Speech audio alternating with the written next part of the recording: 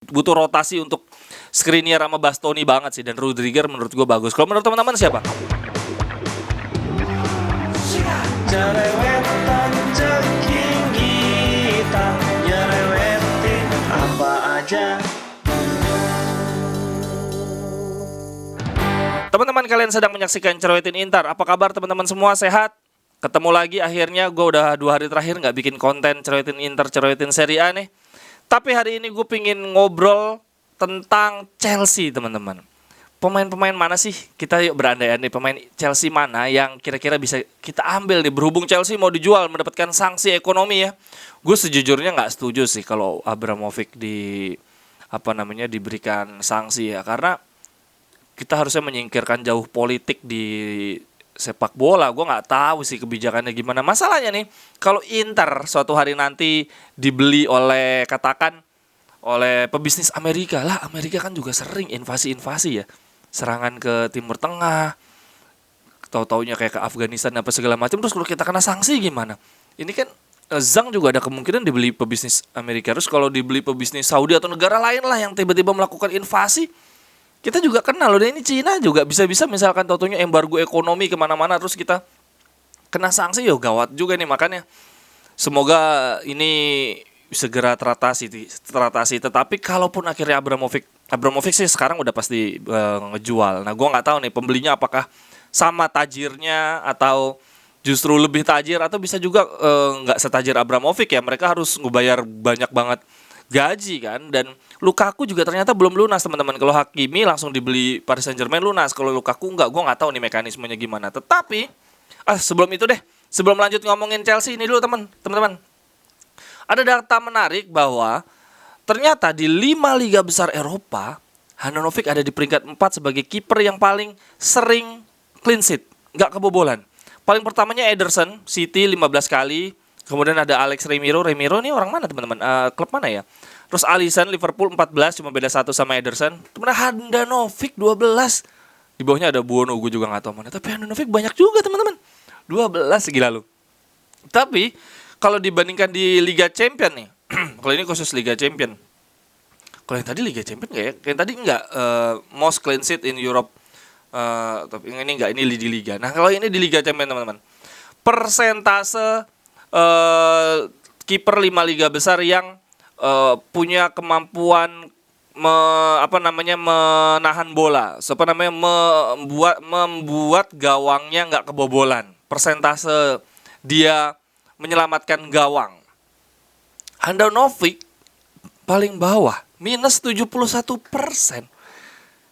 Kan semakin tinggi persentasenya berarti semakin hebat dia ya. Kemungkinan gawangnya aman tuh makin tinggi lah. Handanovic 71%, dan di atasnya ada Ederson sama Mainan. Ternyata di Liga Champions Ederson nggak bagus-bagus banget. Padahal kalau di 5 liga besar Eropa dia paling banyak clean sheet. Gue nggak ngerti. Berarti dia logikanya dia punya skillnya ya biasa-biasa aja gitu. Yang lebih kuat backnya atau gimana sih? Gue nggak ngerti nih. Handanovic parah banget.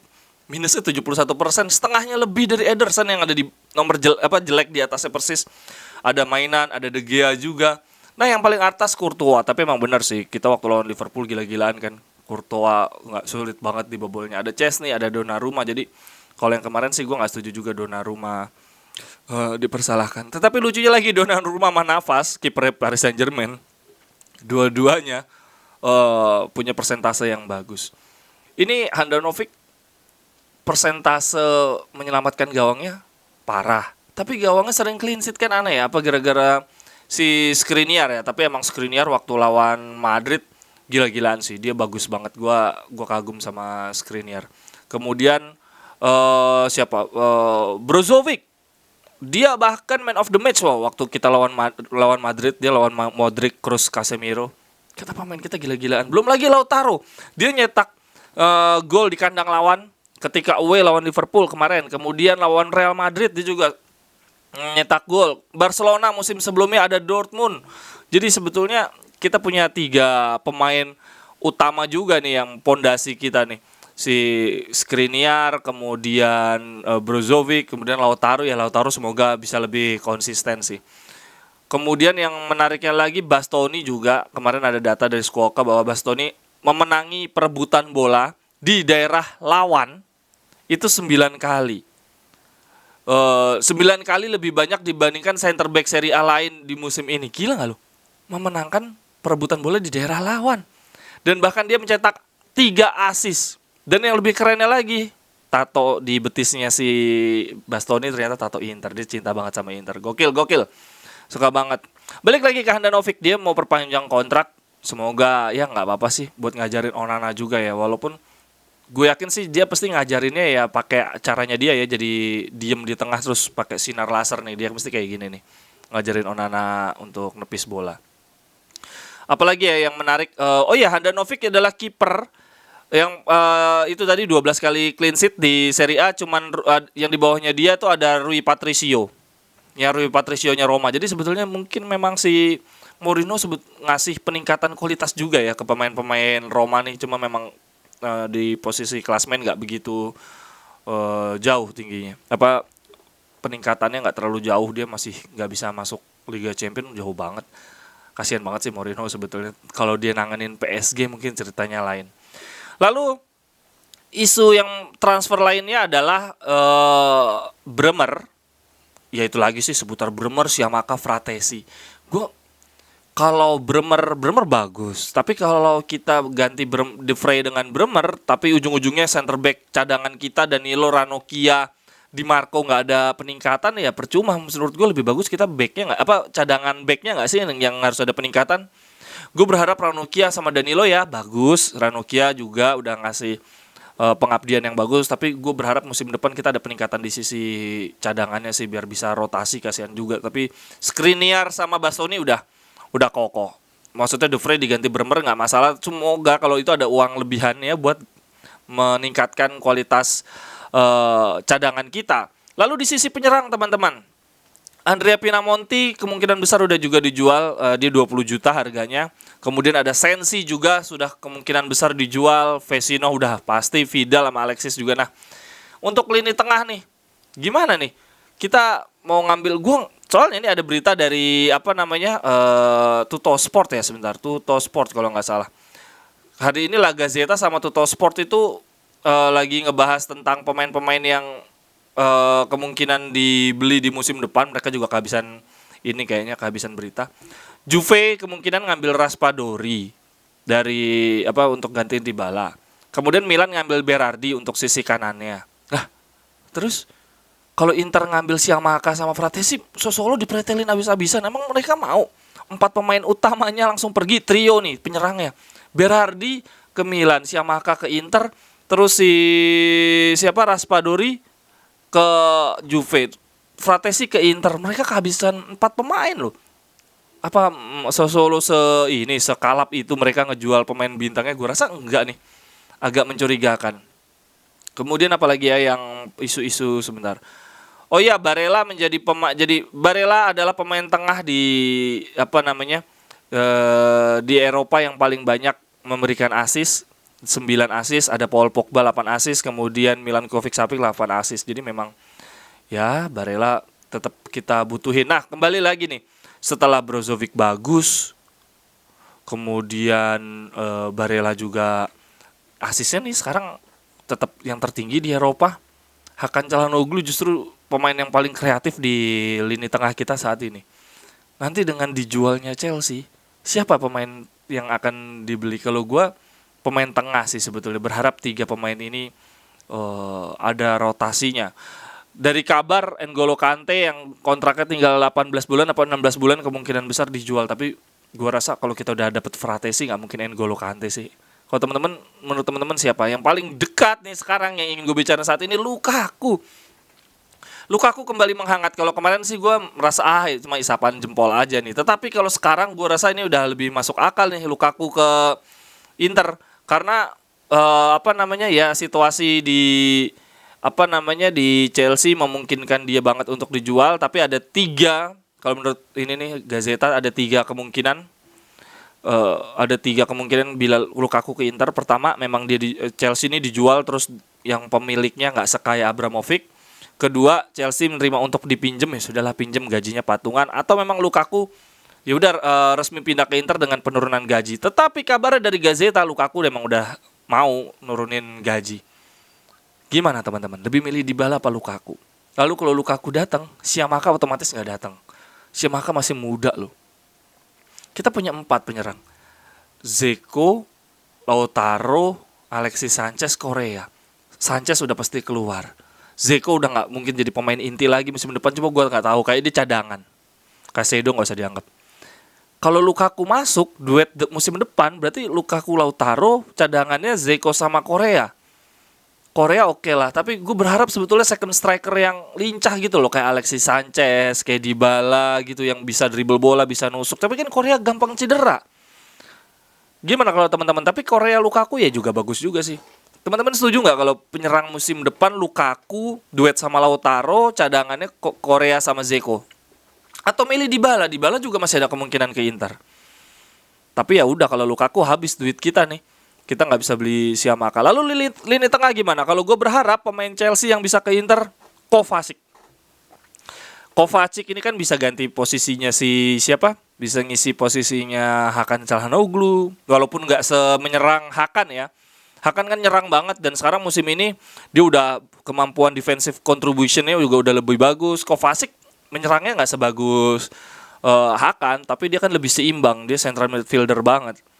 Dia bisa jemput bolanya juga lebih bagus, bisa ngisi posisi Brozovic juga. Gue berharap banget Kovacic bisa ke Inter. Kalau Jorginho kayaknya dia pasti ke Juve. Kita nggak butuh, ya nggak mungkin sih Jorginho, soalnya kita udah ada Brozovic juga. Masih belum tahu gue penggantinya Brozovic siapa. Dan jangan lupa di lini belakangnya Chelsea ada juga yang diisukan cabut nih, si Rudiger. Gue nggak tahu Rudiger ini bakal kemana. Dia bisa juga ke Munchen, tapi Munchen kayak lebih milih Ginter. Gue kalau 2 pemain bisa ke Inter, gue lebih milih Kovacic sama si Rudiger sih. Kita butuh rotasi untuk Skriniar sama Bastoni banget sih. Dan Rudiger menurut gue bagus. Kalau menurut teman-teman siapa pemain Chelsea yang dengan kondisi mereka butuh jual cepat, butuh duit, terus mereka gajinya cocok, teman-teman siapa? Milih siapa? Apakah N'Golo Kante? Karena N'Golo Kante sih nggak mungkin sih. Mesti Conte yang bakal ngambil dia. Ini banget, Conte banget udah kepingin. Dan Chelsea sekarang nggak boleh ada penjualan tiket lagi, parah kan? Jadi cuma nonton stadion cuma tiket terusan, bener-bener si Abramovich kehabisan duit banget nih. Ngomong-ngomong tiket, di Serie A penonton paling banyak di 2001-2022 ini Inter, 37.000 dengan maksimal 75.000. Gila, parah banget, cuma 37.000 gara-gara Covid cuma bisa sedikit. Yang keduanya Roma, gila militan banget ya Roma ya. Terus Milan, Napoli, kemudian Juve parah 19.000. Tapi Juve 19.000 itu dari 41.000 dan mereka stadion sendiri. Jadi ya lumayan banget. Gimana teman-teman untuk Chelsea? Siapa pemain yang kira-kira bisa kita ambil dengan penyesuaian gaji? Kita lihat ya per posisi nih, pemain Chelsea nih. Kiper mereka ada Mendy, ada Kepa. Dua-duanya nih, gua tuh klub-klub Eropa tuh gak cuman kayak PSG, kiper ya klub-klub Eropa yang bersaing di papan atas tuh punya kiper cadangan yang sama-sama hebat masalahnya. Ini Kepa sama Mendy juga. Kemudian di back ada Rudiger nih favorit gue. Sebetulnya Christensen juga bagus sih, cuma katanya lebih milih Barcelona. Barcelona hebat ya, bingung gue dia. Udah lagi bangkrut, udah nggak sebagus tahun-tahun sebelumnya, cuma tetap punya daya tarik loh, hebatnya Barcelona tuh. Kemudian ada Malang Sarr, dia left back. Ada Thiago Silva, gue nggak tahu deh ini gimana. Thiago Silva sih udah nggak sih. Malang Sarr dulu sempat diisukan ke Inter, cuma gue nggak begitu ngikutin, kayak enggak. Sisi kiri ada Alonso yang sempat diisukan ke Inter, tapi dengan asumsi Perisic Perisic tetap perpanjang kontrak, gue rasa kita nggak akan ada sisi kiri. Kemudian di sisi kanan ada Azpilicueta yang sering jadi center back. Kemudian ada James Galah nih jauh sisi kanan. Nah, defensive midfieldernya nih ada, mereka punya Kante sama Jorginho. Jorginho kalaupun pergi gue rasa lebih ke Juve atau balik ke Napoli, atau bahkan mungkin malah ke Madrid dan Barcelona, karena levelnya Jorginho udah bagus banget sih. Kante lebih milih Conte kayaknya, nggak mungkin juga. Kita juga udah punya Barella juga sama Fratesi, kayak lebih milih. Nah nih Kovacic, ada Saul, kemudian kan lini tengahnya Chelsea ini rotasinya parah juga nih. Si Kovacic aja jarang juga main jadi pemain inti kan. Kemudian mereka masih ada siapa lagi? Kai Havertz udah nggak mungkin lah dia ke Inter. Pulisic enggak. Ya untuk penyerang ada Lukaku sama Timo Werner. Kayaknya memang Lukaku, kalau dia nggak dapat tempat memang pergi sih. Kalau dari sekian banyak pemain Chelsea nih gue tunjukin nih teman-teman siapa pemain yang kira-kira bisa masuk ke kita. Kalau dari segi historical ya si Kovacic sama Lukaku. Tapi dari kebutuhan kita lini belakang dan pengalaman di Serie A, Rudiger juga bisa. Rudiger tuh usianya berapa sih teman-teman? Penasaran gue, coba gue klik deh si Rudiger. Tingginya 190, usianya 29. Aduh gue kadang bingung. Lukaku jelas kualitasnya jauh di atas Yamaha untuk kondisi saat ini. Tapi dengan dia dulu sempat nyebelin, terus mungkin gajinya jadi banyak banget yang harus kita ambil gitu ya. Harus makan alokasi gaji banyak banget. Tapi gimana ya? Tapi Lukaku, Lautaro udah kenal. Backupnya Zeko Korea boleh lah dibandingin Dybala ya. Dybala cederaan mulu. Tapi kita tuh butuh gaya mainnya Dybala soalnya. Yang lincah-lincah. Terus bisa tendangan bebas. Sementara kita pemain tengah kalau Hakan lagi nggak ada kan kita habis banget kan kreativitas kita. Makanya dibutuh juga pemain tengah yang kreatif nih. Fratesi oke gantiin Barella. Sekarang kita belum punya penggantinya Brozovic dan Hakan. Sebetulnya ada Sensi, cuma Sensi kayaknya udah resmi dijual lah. Soalnya di Sampdoria walaupun bagus dia, ujung-ujungnya ini lagi. Ujung-ujungnya cedera. Berita menarik lainnya adalah teman-teman Serie A punya punya presiden baru. Kemudian namanya Lorenzo Cassini. Yang menarik adalah Lorenzo Cassini ini presidennya Wong Cilik nih kayak Pak Jokowi nih branding ini. Kenapa? Karena yang milih Cassini untuk jadi presiden tuh Empoli, Genoa, Fiorentina, bla bla bla. Sementara klub kayak Inter, Juve, Milan, Roma itu semua nggak suka si Cassini nih. Jadi nih Cassini nih presiden Serie A yang bukan dipilih oleh klub-klub besar. Gua nggak tahu nih ada hal menarik apa. Tapi Lazio milihnya si Cassini kan si Lotito kan pemiliknya Lazio ya. Tapi dia milih Cassini mungkin ini penerusnya Cassini kalinya dan mungkin klub-klub besar nggak suka gitu ya penerusnya Lotito. Apalagi ya berita menarik di Serie A, kemudian ada berita juga Donnarumma bakal ke Juve, dia dibuang oleh PSG, tapi enggak sih, itu kemarin foul banget sih si Benzema ke Donnarumma kalau menurut gua. Kalau menurut teman-teman gimana? Oke deh teman-teman, itu dulu untuk pembahasan Torino. Besok aja karena mainnya masih di Senin dini hari. Kita kalau berandai-andai, mumpung si Siamaka juga belum dibeli, Fratesi juga belum. Ya kalau Fratesi kayaknya hampir pasti sih ganti Barella. Kita semoga dari Chelsea ada pemain yang bisa kita ambil. Dan kalau gue lebih berharap lini belakang sama lini tengah. Lini depan ya udahlah, percayakan aja tuh Siamaka, Lautaro, kemudian ada Korea, nggak tahu gue Zeko gimana atau Dybala. Tapi ini toh sejauh ini Lautaro, Zeko juga bagus-bagus aja gitu. Apalagi pakai Siamaka, ini yang gua khawatirin pelapis lini tengah kita. Gua Liga Champion lawan Liverpool kemarin yang main Vecino Gagliardini, duo Lord main.